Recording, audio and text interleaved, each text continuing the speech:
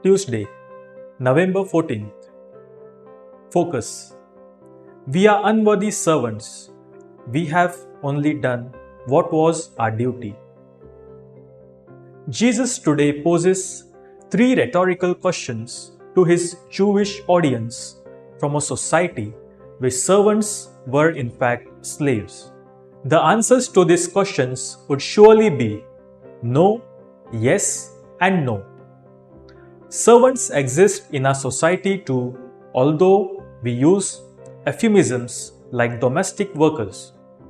Perhaps our answers to the three questions would be no different despite our public profession of equality for all. Jesus, though sounding unusually harsh here, is not telling us how to deal with servants. The main takeaway from his teaching is the supreme importance of service in the life of a disciple. Whenever we do a kind deed, we are not to be proud of ourselves, nor are we to feel pleased as if we have done God a favor. We are not to expect applause. We are not to be disheartened if our good work is neither noticed nor appreciated.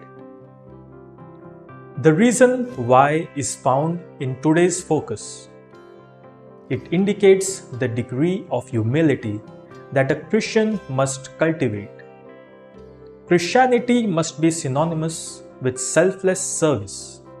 Jesus practiced what he preached. The Son of Man came not to be served but to serve, and to give his life as a ransom for many. Fruit.